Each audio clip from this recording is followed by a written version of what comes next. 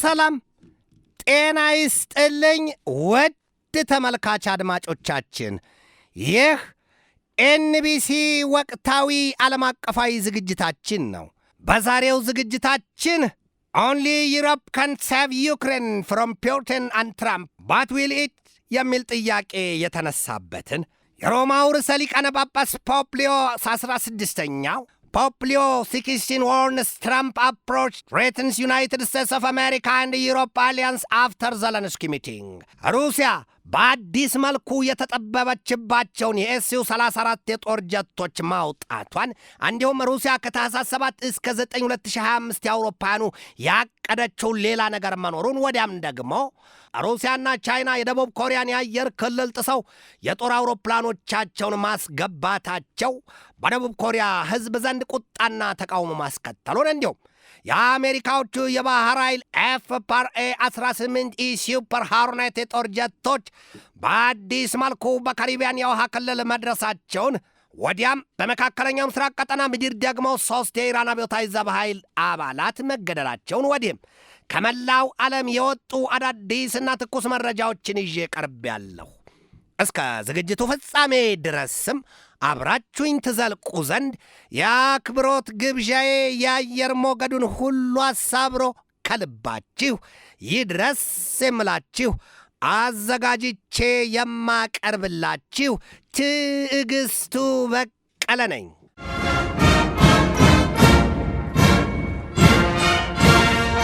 አንጀትህ ከወጣ አትደንግ ቀጥሏል ኢትዮጵያውያኑ አበው። ከአንድ ቤት ላይ አንድ ሳር ቢመዘዝ አፈስም የሚሉትን ያስታውሷል።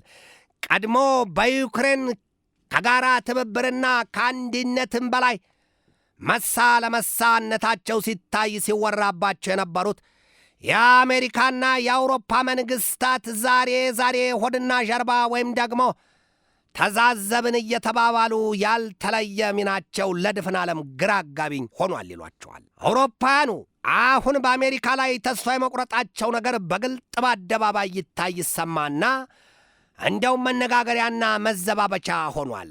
ቆም እንበል። ለመሆኑ አውሮፓውያኑና አሜሪካን ምን አቃቃራቸው?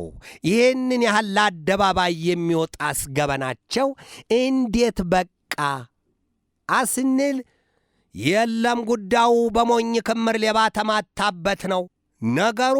አፈርጥ ብላ ሄዳ ሳብጣ መጣችን ይሉትን ይህ ሲገለጥ ደግሞ የአሜሪካው ፕሬዚደንት ዶናልድ ትራምፕ ከተመረጡ በቅርብ ወራት ብልጠት ሰንቀዋልና የምዕራባኑን ስስ ብልት አይተዋልና ለዩክሬን አሜሪካ ፈሰሰችውን የወታደራዊ ድጋፍና ዶላሯን እየመዘረጠች እሳት ላይ የከሰከሰችበትን ሁሉ ካሳ ጠይቀዋል። ከዩክሬን የማዕድን ሀብት ዘርፍ በቀጥታ እንካሳለን ሲሉ ፕሬዚደንቷን ቮሎዲሚር ዘለንስኪን አስፈርመዋቸዋል።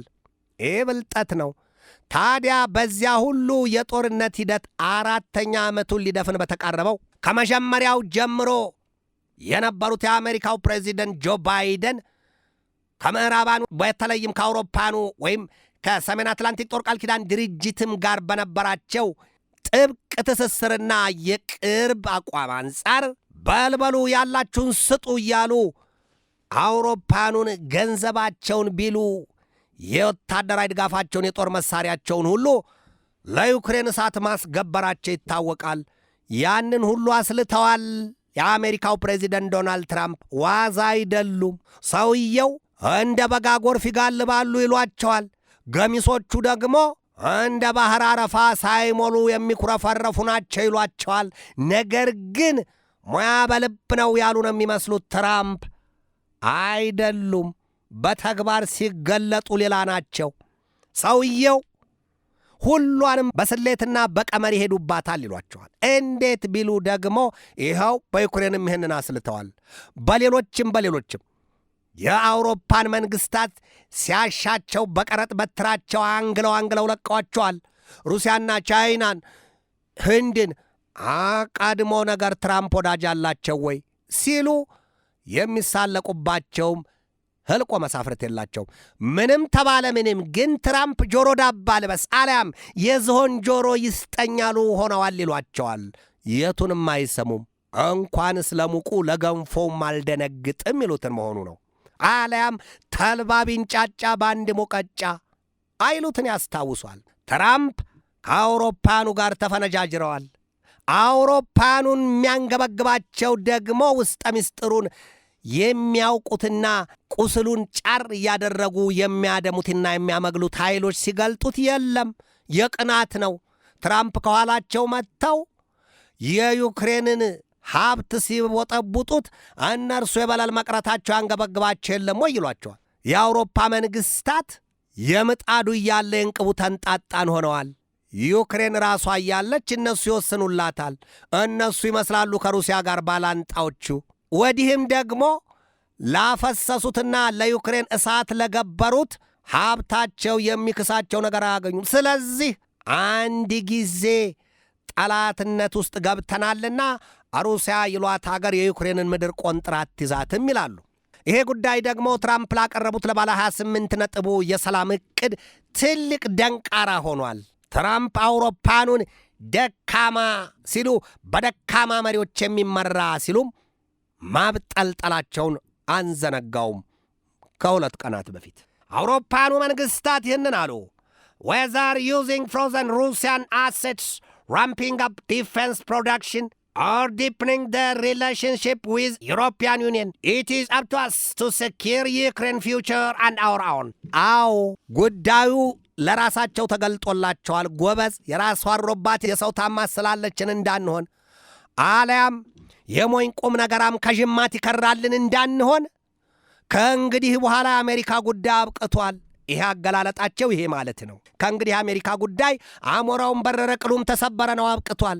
ዩክሬንን ነፃ የሚያወጣት የአውሮፓ አህጉር ነው። አውሮፓ እኛ ነን። በተለይም ደግሞ እንግሊዝ፣ ጀርመንና ፈረንሳይ ይሄ ኃላፊነት ወድቆብናል ሲሉ በምላሳቸው እየበረሩ ነው። ይሄ ነው የሆነው ያለው ነገር። ከዚህ አነጋገርና መግለጫ ጋር ይሄ ነው። ታዲያ ትራምፕ ምን አሏቸው? በአውሮፓኑ ላይ ሲሳለቁባቸው ዩሮፕ ዩ ሃቭ ቢን ዋርንድ Vladimir Vladimirovich Putin has waged a full-scale war against Ukraine for 4 years and this week threatened that Russia were ready right now for war with Europe if need be. እናንተ እኮ በሩሲያ ላይ ዛታችሁ አስጠነቀቃችሁ፣ ነገር ግን ያመጣችሁት ለውጥ የለም። የሩሲያው ፕሬዚደንት ቭላዲሚር ቭላዲሚሮቪች ፑቲን ከመጤፍ አልቆጠራችሁ። ብታስጠነቀቁት፣ ብትስቱበት፣ ማዕቀብ ብትጥሉ፣ በዚህ ብታስፈራሩት፣ በዚያ ብትከቡ፣ የጦር ኃይላችሁን ስላችሁ ጦራችሁን ብታሳዩት፣ ሰይፋችሁን ለፑቲን ምንም አልመሰለው። ይኸው ዩክሬንን እንቅ አድርጎ ያዛት። 4ኛ ዓመቷን አሰነቷን እያስጨረሳት ቀጥሏል። ምን አመጣችሁ? ይሄንን ሲሉ ተሳልቀውባቸዋል ትራምፕ። የሩሲያው ፕሬዚደንት ቭላዲሚር ቭላዲሚሮቪች ፑቲን ከአውሮፓ ጋር ለመዋጋት ግብ ማስቀመጣቸው ዛሬ የተወራ አይደለም። አሁን ዩክሬንን ከሩሲያ ክራንቻ የሚያላቅቃት አውሮፓ ብቻ ሆኖ ተሰልቷል። ምን ከፑቲን ብቻ ከትራምፕም ክራንቻ እንጂ ሲሉ በአሽሙር ልምጭ የሚለምጧቸው ብዙዎች ናቸው። ወዲህ ደግሞ በዚያው የአውሮፓና የአሜሪካ ፊንጅርጅር አቋም የተነሳ ትራምፕን ያስጠነቀቋቸው የወንዛቸው ልጅ የሮማው ርዕሰ ሊቃነ ጳጳሳት ሊዮ 16ኛ ናቸው። ፖፕ ሊዮ 16 ርዕሰ ሊቃነ ጳጳሱ ከዩክሬኑ ፕሬዚደንት ቮሎዲሚር ዘለንስኪ ጋር ከተወያዩ በኋላ ትራምፕና አስተዳደራቸውን በጽኑ ነው ያስጠነቀቋቸው። ፓፓው ቃል በቃልም ይህንን ያሉት ኤክስክሉዲንግ ዩሮፕ ፍሮም ዩክሬኒያን ፒስ ቶክስ ኖት ሪያሊስቲክ። ሌላም አሉ እኛ በቢሊዮን የሚቆጠሩ ምዕመናንን የሚመሩት መንፈሳዊው አባት ዋሽንግተን is trying to break apart the transatlantic alliance ሲሉ አስጠንቅቀዋል። የሮማው ርዕሰ ሊቃነ ጳጳስ ዘለንስኪን ያናገሯቸው ከተባለ በሮማ አቅራቢያ በሚገኘው የጋንዶልፎ ካዝል ነው። አሁን የአሜሪካና የአውሮፓ ልዩነት ዓለም ያወቀው ፀሐይ የሞቀው ይሉትን የሆነው። በዚህ ሁሉ ሂደት ውስጥ ግን በሩሲያና ዩክሬን መካከል ጦርነቱ ይብሱን ተካሯል የሚባለው።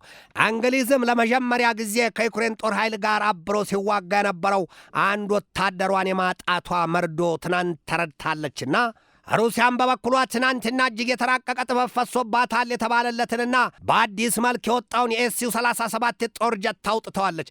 ገና ግን በዩክሬን ላይ ለግዳይም ለግዳጅም አላሰማራችውም ነው የተባለው። የአሜሪካው ፕሬዚደንት ዶናልድ ትራምፕ ከአፋቸው የመጣላቸውን ቃል አይመርጡም ይሏቸዋል። ትራምፕ ትናንት አውሮፓኑን ደካማ ሲሉ ደገም አድርገው ክፉኛ ወርፈዋቸዋል። ሩሲያም በበኩሏ አሁን እጅጉን የልብ ተሰምቷታል ነው የሚባለው። የአውሮፓን መንግስታት በልታ ለበላተኛ ሰጥታቸዋለች ይሏታል። ቀመር አሊያም በልጦ መገኘት ይሉት ይሄነ አው ሲሉ የሚሳለቁት ለቁጥር ያታክታሉ። እኒያ የኬጂቢው ቁንጮ ሰው ቭላዲሚር ቭላዲሚሮቪች ፑቲን አሉ የሰሜን አትላንቲክ ጦር ቃል ኪዳን ድርጅት ኔቶ ወይም ኖርዝ አትላንቲክ ትሪቲ ኦርጋናይዜሽን a real danger Ukraine can't join it at Russia's cost ሲሉ አስጠንቅቀዋል።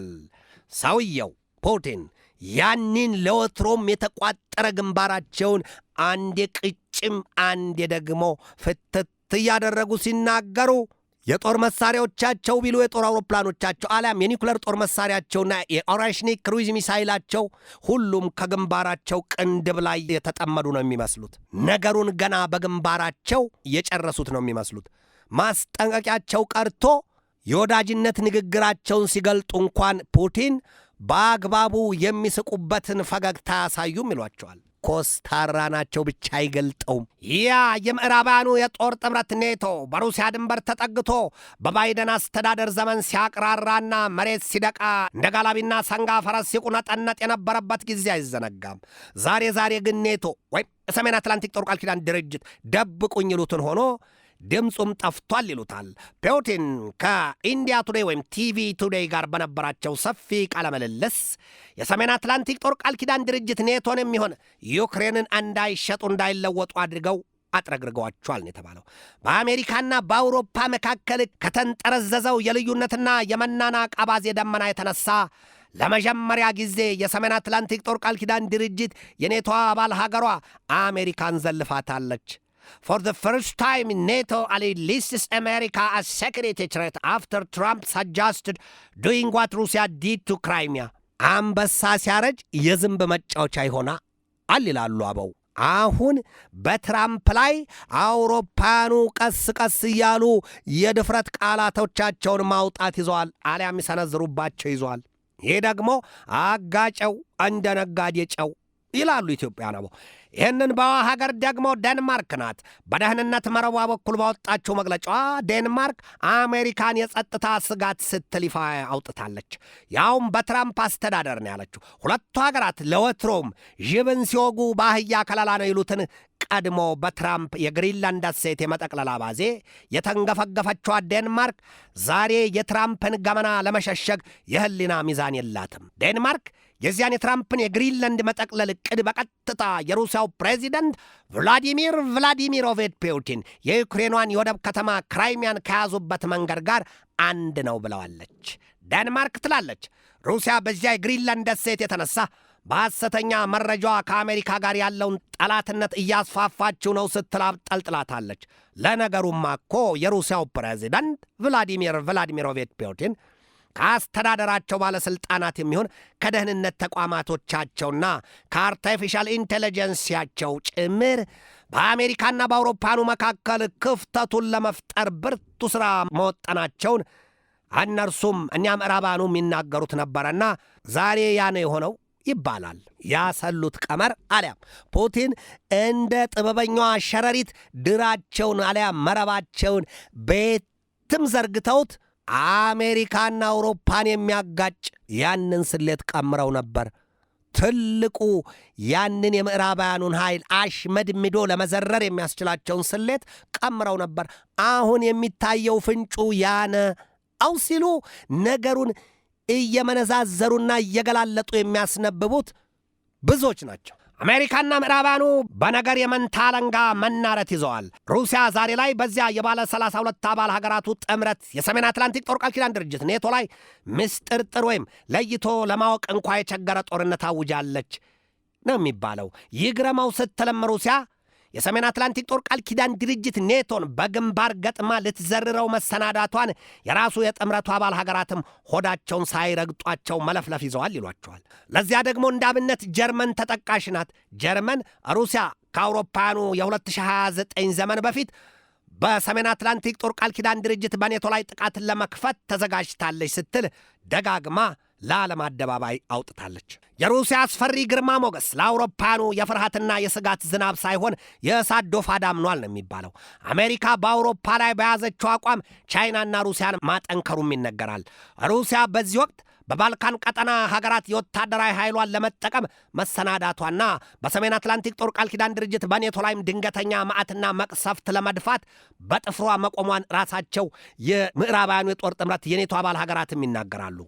አሜሪካ የምጣኔ ሀብቷን እንደ ጦር መሳሪያ ትጠቀማለች ይሏታል ዶላሯን፣ ያውም ሌሎች ሀገራትን ለማስገበር ከፍተኛ ቀረጥ መጣሏን ያሳዩባታል። አሜሪካ ወዳጅ አጋር አባር ይሉትን አታውቅምና በገዛ ወዳጆቿ ላይ ሳይቀር የወታደራዊ ኃይሏን ከመጠቀም አትመለስምም ይሏታል። ይሄ ግን ምን ያህል እውነት ነው የሚለው ነገር ተጨማሪ ጥናት ያስፈልጋል። አሊያም የራሳቸው የምዕራባውያኑ ጠበብቶች በተገቢው ደርሰንበታል ሲሉ ማስረጃና መረጃ ማስረገጫም እየጠቀሱ ሊገልጡት ያስፈልጋል። ብቻ ግን ይሄ ወጥቷል። ለዚህ ደግሞ እንደ ማሳያ ቢያንስ ካናዳና ዴንማርክ በሰሜን አትላንቲክ ጦር ቃል ኪዳን ድርጅት በኔቶ ጥምረት አጋር አባሮቿ ነበሩ። ግን ደግሞ ሁለቱን ጠቅልለው ለመያዝ ወስነዋል የአሜሪካው ፕሬዚደንት ዶናልድ ትራምፕ። እነዚህ ሀገራት ደግሞ ዴንማርክና ካናዳ ማለት ነው የሕፃን ልጅ የመጫወቻ ፊኛ አይደሉምና ሀገራቸውን ላለመስጠት ሲሉ ነፍጣቸውን ማንሳታቸው አይቀሬ ነው። አሜሪካን ብትሆን ታዲያ ሀገራቱን በኃይል ለማስገበር ስትል የጦር ኃይሏን ጡንቻ የመጠቀሟ ነገር ሳይታለም የተፈታ ጉዳይ ነው። ወዲያም ደግሞ በዚያ የአርክቲክ ቀጠና ባለው ጉዳይ ሩሲያና ቻይናም ባለድርሻ ነን የሚል ጉም አሰምተዋልና ለአሜሪካም ይሁን ለዴንማርክ ነገሩ የዋዛ አይሆንም። አሁን የግሪንላንድ ደሴት እንደ ውብ ኮረዳ በባለፈርጣማ ጡንቻ ጎረምሶች የተከበበችን ሆና ተስላለች። አሜሪካ ዛሬ ላይ ከአውሮፓውያኑ አጋር አባሮቿ ራሷን ነጥላ የመታየት አዝማሚያዋ ወዲያ ማዶ ካላትም ከሩሲያና ከቻይና ጋር የሚያዋድዳትና የሚያጎዳኛት እንዳልሆነ ራሷም ታውቀዋለች። አሜሪካ አንድ ነገር እርግጠኛ ሆና የገለጠችው ነገር ቢኖር ዓለምን 150 ጊዜ የሚያጠፋ አዲስ መርዘኛና መዘዘኛ መሳሪያ መያዟንና ወዲያም በህዋ ላይ ወይም በጠፈር ላይ የሚሳይል መከላከያዎችን ቢሉ ሌሎች የጦር መሳሪያዎቿን ለማስፈር የመቅደሟን ነገር ነው። በሩሲያና በቻይናም ቤት ቢሆን የአጥፊው ጦር መሳሪያ ድርጅት ጉዳይ ያለፋታ ረፍት እየሰሩ ነው።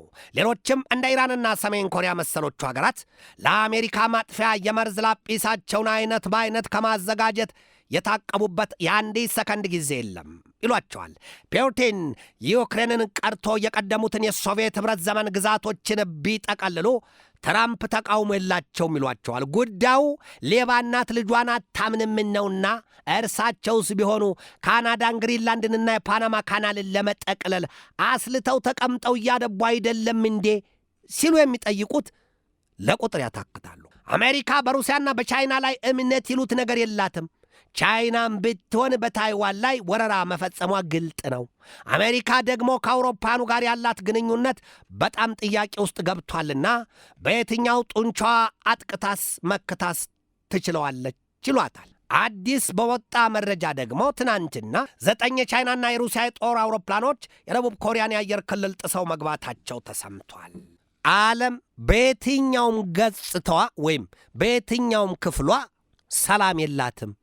ዛሬ በካምቦዲያና በታይላንድ መካከል ያለው ጦርነት ዳግም አገርሽቷል። በጋዛ ሰርጥ ያለው ጉዳይ፣ በሐማስና በኢዝራኤል ያለው ነገር ዛሬም ይሄ ነው የሚባል አስተማማኝ ዜና አይነገርበትም። ሞት፣ ደም መፋሰስና አሁን ይብሱን ደግሞ የጋዛ ሰርጥን ምድር እጅግ ዘግናኝና አሳዛኝ ያደረገ ክስተት ወርዷል። ያውም ዶፍ ዝናብ የጎርፍ አበላ እያጥለቀለቀው ነው። ምድር በየትኛውም ክፍሏ አስተማማኝ ሰላም፣ እዚህ ጋር የሰው ልጆች በጥሩ ስሜት የሚኖሩበት ገጽ አላት የሚባልባት ቦታ ካለ በጣም ጥቂት ብቻ ነው። እሱም ቢሆን በመከራና በስጋት የተሞላ ነው። የአየር ንብረት ለውጡ ለመጥፊያዋ ስጋት ጋርጦባታል። ከሰው ሰራሽ የጦርነት አባዜው በተመሳሳይ ለዓለም መጥፊያ የተሳለ ባለ 2 ፊት ሰይፍን ያህል ሆኖባታል። የሰው ልጆችና የፍጥረታት ሁሉ ተስማሚ መኖሪያዋ ምድር ወይም ዓለም ከሌሎቹ ፕላኔቶች ወይም ከሌሎቹ ዓለማት የምትለይበት ጉዳይ ወይም ነገሯ በዋናነት ለሕያውያን ፍጥረታት ተስማሚ መኖሪያ ስፍራ መሆኗ ነው። ከዚያ ውጭ ግን የእሳት ዶፍ ከሰማይ፣ የእሳት አበላ ከምድር፣ እሳተ ገሞራና መብረቅ ብቻ የሚወርድባት ከሆነ ታዲያ ሕይወትና ጥፋት በአንድ ጎዳና እንዴት ሊሄዱ ይችላሉ? ውድ ኤንቢሲ ተመልካች አድማጮቻችን የዛሬን በዚህ ተሰናበትኳችሁ። ነገ በሌላ ርዕሰ ጉዳይ እጠብቃችኋለሁ። እስከዚያው ከልባችን እስከ ዓለማችን ሰላም ተመኘሁ። በድጋሜ ሰላም።